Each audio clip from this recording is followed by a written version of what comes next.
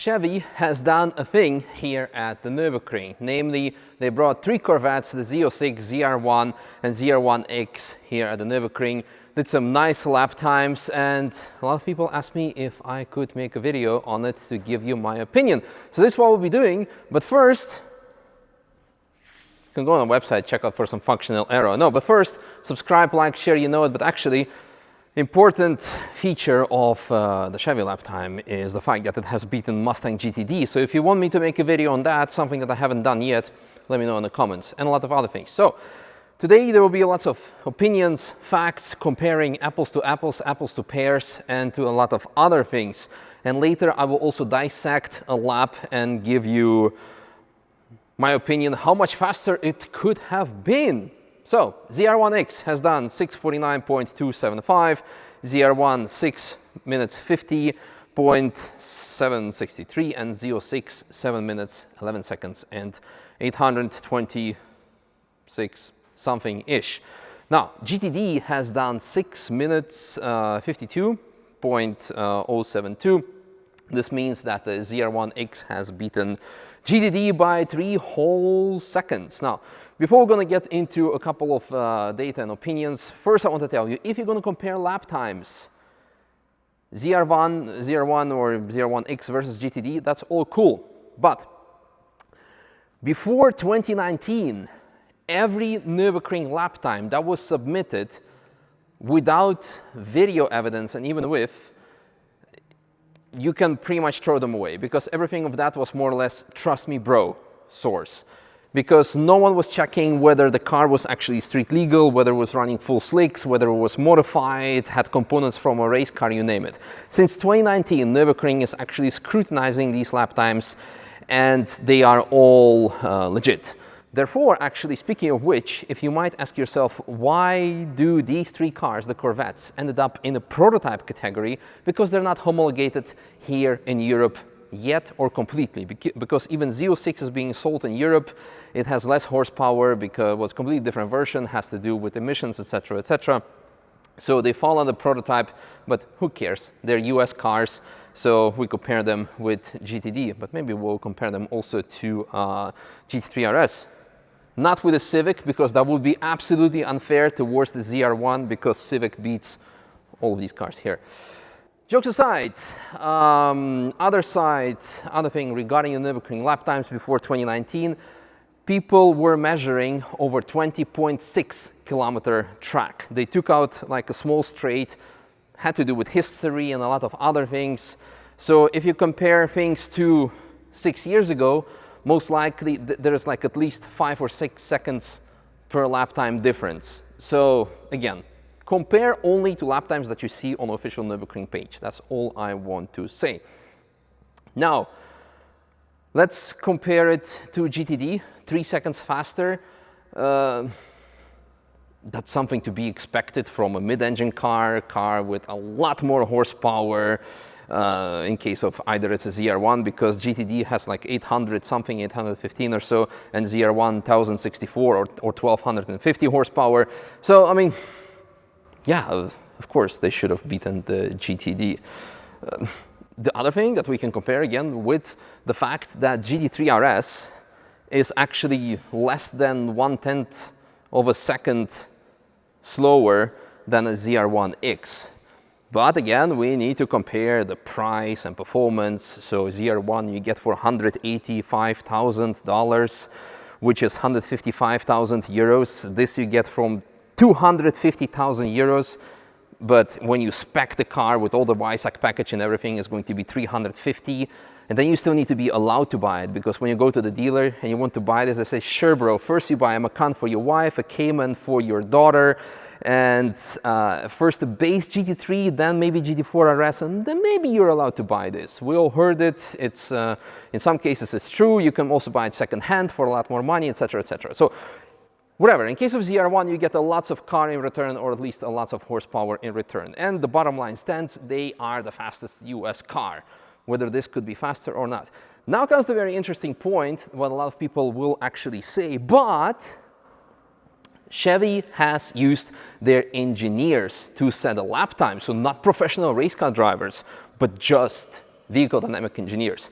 One thing I want to tell you is that a good vehicle dynamic engineer could be better than any race car driver. Those vehicle dynamic engineers also have a racing record. They also have done multiple races to get experience, to win races, etc., etc.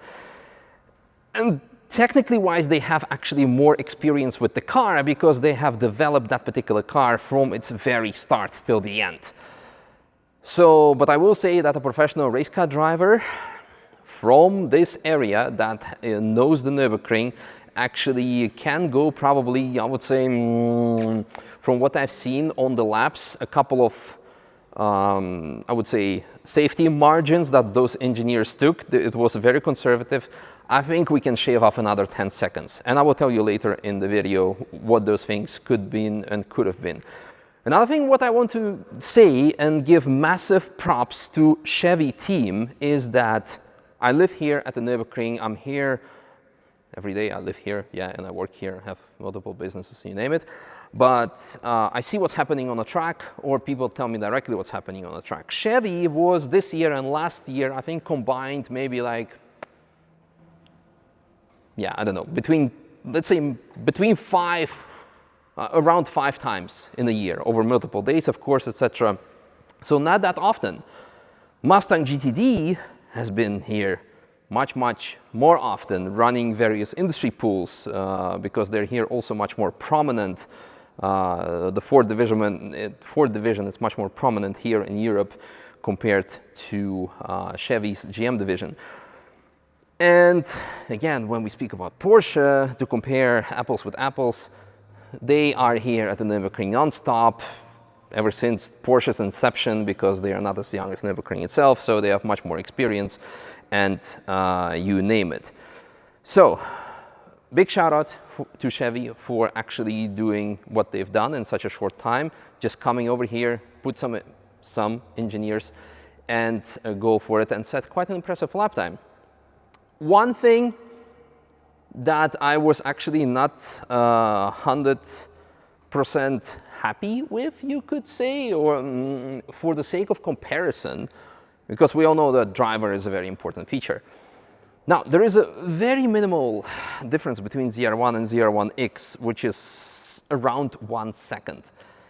And all these cars had different drivers, different engineers, very capable, of course.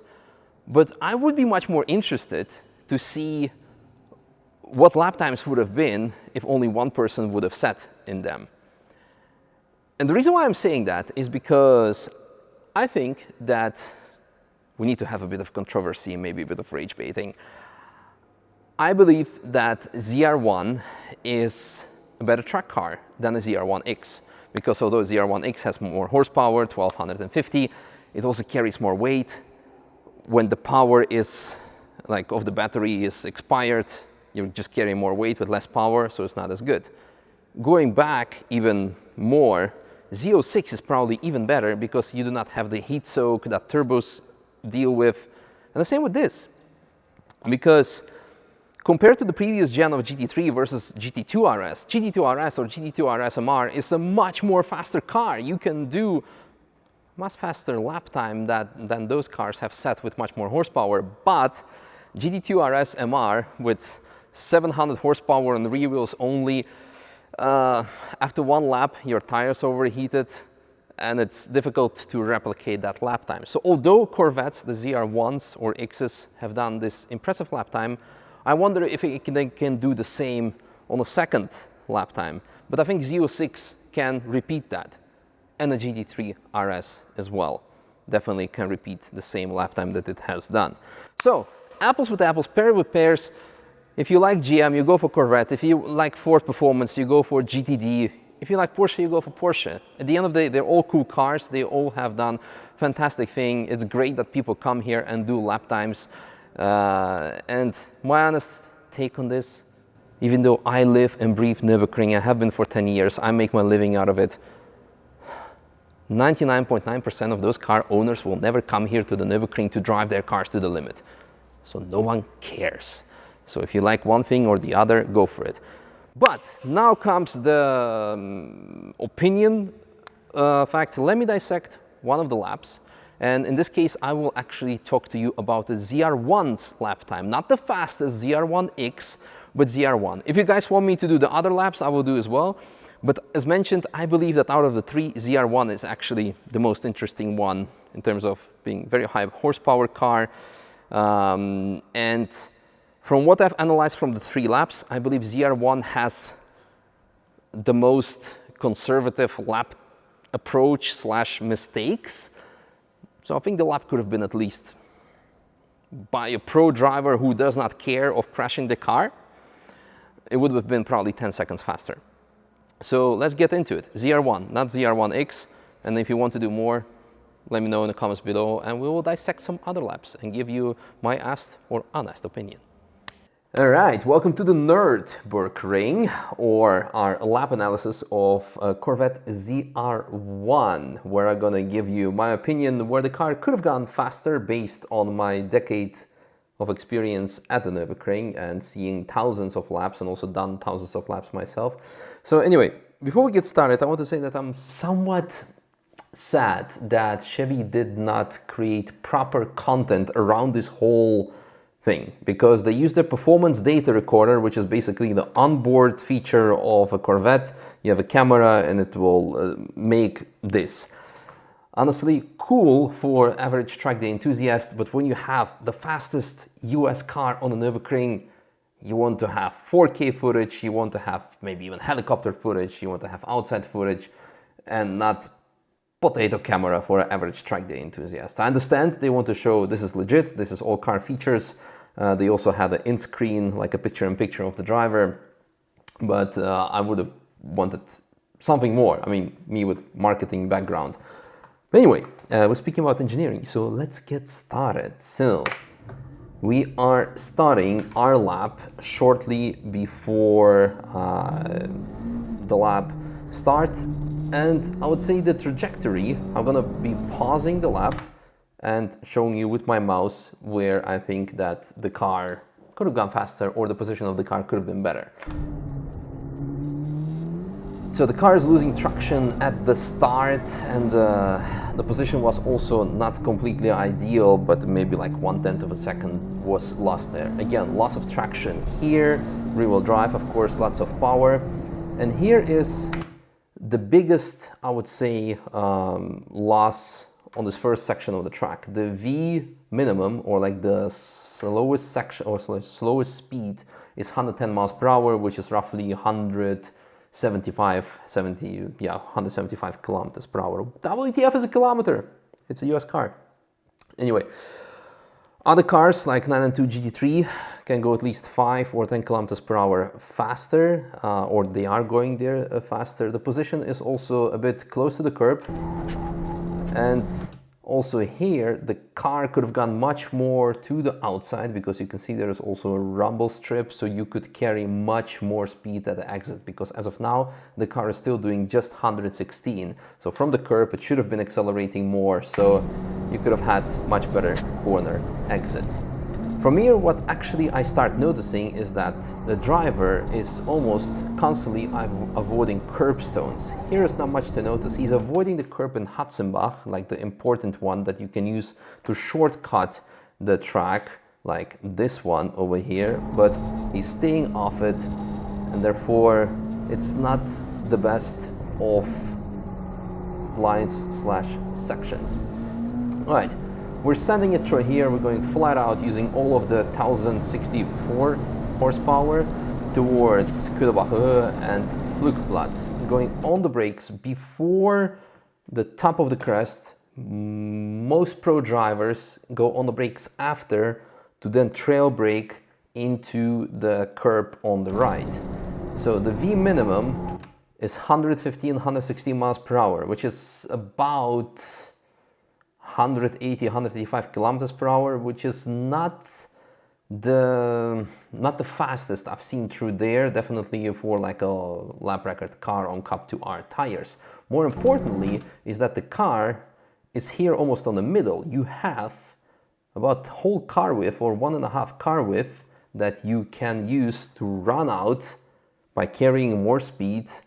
So you could have hit 200 ish probably. So a bit speed is missing through there, but more importantly, to have a better corner exit. By clipping the curb, you need to stabilize the car slightly before going flat on the gas, and you missed a bit of corner exit speed there, unfortunately.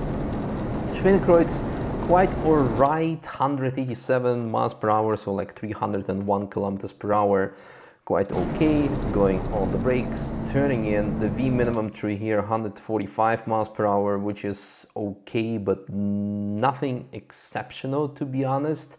It's yeah, it's all right.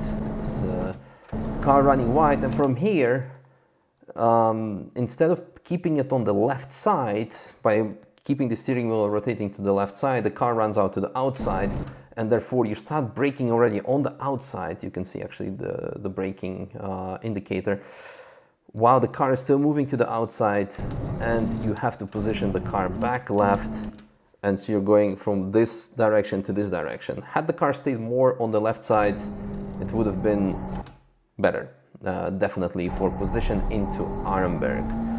Again, the minimal speed of corners, I will keep repeating that, but it's not what we'll be doing in this video, but I already visually compared. Even the base 992 GT3, even the manual car, has much higher speeds through bends, through corners than this car. So I'm going to give you a teaser. ZR1 is winning purely on power, which should be, of course, because it's double the horsepower and much more torque. Anyway, proceeding to downhill of Vauxhall, I'd like you to notice that the driver is actually not using pedal shifts, it's all automatic gearbox. The bottom of Vauxhall is very impressive, 300 kilometers per hour, 186 miles per hour, so nothing to complain there. So this means the car is quite stable through these kind of elevation changes, going on the brakes, going over the curb, and brake again, turning in, going to Adenauer Forst. Also here, not ideal position. The corner exit is not ideal. Still struggling with going on the gas because the car is not positioned right, which is a very big issue because after this corner you have a long straight. So corner exit is extremely important to get as high top speed as possible. Going on the gas, finally, flat out, hitting the curb a bit. Also again, not ideal, but nothing horrible. Metzgesveld. On the brakes relatively early, and what happens then, you should start positioning already for the left curbstone, but what you see is he's still going on the brakes because the corner entry is a bit messed up, so you can see he's going on the brakes, very gentle on the gas to actually only rotate, give it a bit of oversteer to rotate the car, because as you can see from this angle, the car would go straight to the wall, so the position should have been there, pointing there, not here. So gently a bit on the brakes, braking, turning in. From my experience, again, you see lots of like black marks on the left curbstone. This is where the car should be aiming to and be close to it, but he completely overshoots it. Therefore, car is slightly understeery from what I'm seeing. It has to do, of course, with the weight. And transitioning to the right side, going for Cullenhardt. Now here, another, I would say, not so good corner entry, because this is a very late turn-in, very tight, very late apex. I'm turning in here already, and here on the left, if you see on my mouse cursor, is a white dot. This is what lots of driving schools, whether it's BMW or Porsche driving schools, they're using these white dots to indicate the steering point for the drivers. So late turn in, because now you see again overshooting the right curb, turning in. He should be already much more on the right side had he turned in later. And now gently on the gas, and only from here, when the car is already straight, he's going flat out. So the full acceleration should have been much sooner if the position would have been better. Here it's kind of okay, a bit on the brakes, turning in, on the gas again, carrying in through, going to miss, on the gas flat.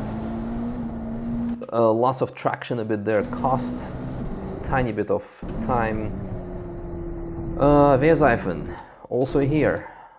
very late position for the corner exit.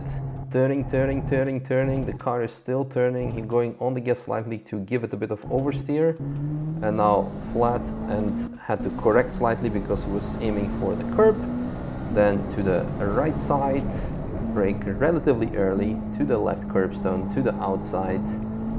Quite late on the brake, and if we go a bit more left, the car could have been a bit more to the right, a bit longer, until the end of the wall, I would say.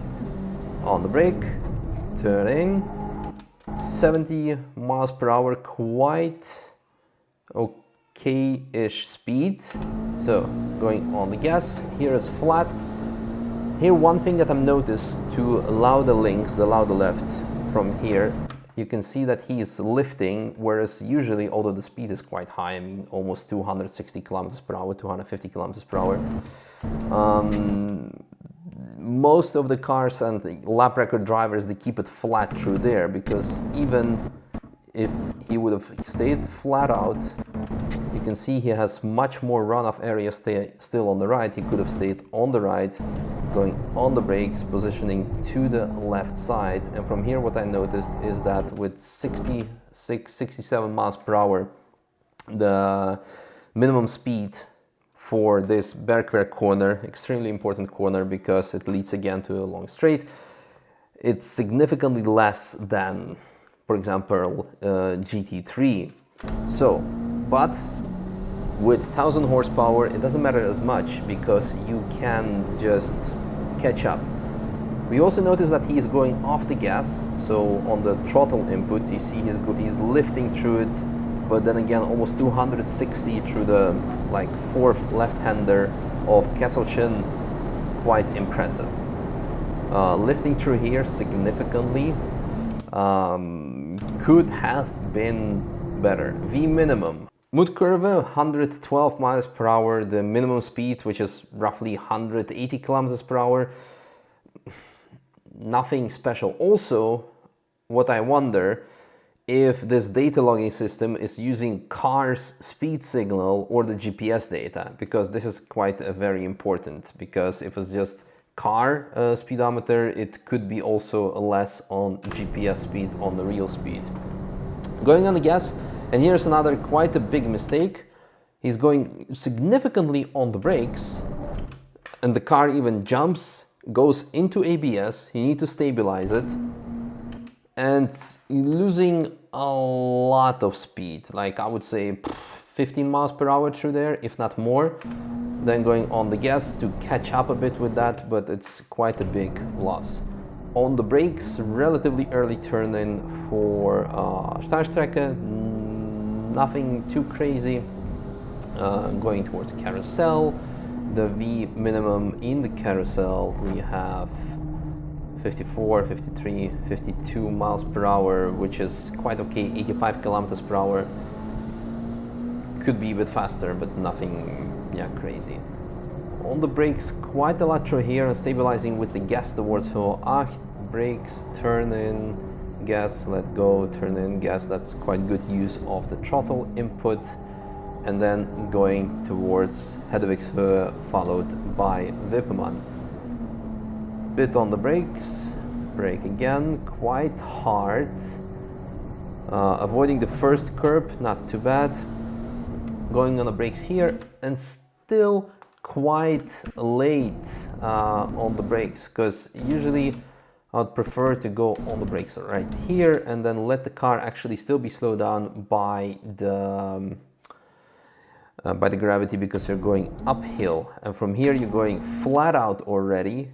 Usually, I mean, of course, 1000 horsepower could be different, but state-of-the-art traction control, and losing quite a lot of track width, because this runoff area can be used quite nicely to carry a bit more speed and be more comfortable with it. On the brakes, late turn in, so also very gentle on the throttle here, brake, turn in, and on the gas. Through Brunchen, quite alright, late on the gas again, almost when the car is completely straight, they're going on the gas. Here, again, not using lots of runoff area, this curb you can take completely and having much better corner exit. Instead, they decide to go over the curb, losing traction, and here comes a very scary moment. Look at that. Loss of traction with the descent. The problem, if I would have to say so, you should go more close to this fence, that's why it's there, and then from here you would be positioned much more on the right, you would have much smoother positioning for this curbstone, and then you could keep it completely on the gas. Brake, let go, brake. Very smooth with throttle application through here because of lots of elevation changes. And again, here the speed is really not significant. With lots of braking and lifting to stabilize the car, you lose a lot on the corner exit speed. So the V minimum, 124 miles per hour, is 200 kilometers per hour. Usually your cars go 135 or like 220, 25 kilometers per hour on the exit to keep it completely straight, but there's a lots of fighting happening there. On the brakes, very difficult to stabilize the car. You can see it moving under braking, turning in, and also here missing the corner entry because too much on the left. If you would be more on the right, you could have earlier turn in and then can go better on the gas here. Hitting the curb slightly, going into the mini carousel, all okay here, and then for the Galgenkopf. On the brakes, more than usually, again, could have used more runoff area and therefore carried more speed, going to the left fence, lifting, lifting, lifting, hitting the curb and having to counter correct, and then going on the gas. So from here it's all straightforward. I even gonna like fast speed it, fast motion, because yeah, you're hitting over 300 kilometers per hour, so this is where you catch up a lot of time because of all the speed. Very good entry into the compression, not scared, relatively conservative from here, running out to the left side, and on the brake relatively late. And what I would prefer is keep on steering while you're past this orange barrier. Oops.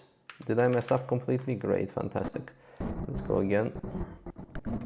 While you're past the orange barrier, so you end up actually on the left side over the white line. Whereas here you're still on the brakes turning left, which is not ideal. Going on the curb, but again, shooting off it and ending up too much on the left side. Being also here understeering out of the corner, so correcting yourself to go back to the left, and being here. And still 6 minutes 50. It sounds like a lot of complaining, you could say, but those are part of them are my personal opinion, what could have been done better to be faster, and some of them are simply facts, and definitely facts when it comes to comparing this V minimum or maximum speed with other cars. So as mentioned at the beginning of the video, with someone who is more confident with the car would be difficult, but with the track and not like just going flat out, sub 640 with the ZR1 is relatively easy possible, I would say. So having said that, I genuinely hope that Corvette is going to come back with ZR1. Or maybe they already have done a lap time with a pro driver. I'm gonna release it later when they find it necessary to. So yeah, that's all there is to it. Very long video. Again, if you would like me to do more of these things, because recently we had lots of lap records, GTD, we had M3 CS Touring, we had M2 CS, and many other cars that I haven't actually made any video on. So let me know. Thanks for watching and see you at the Nürburgring. Bye bye.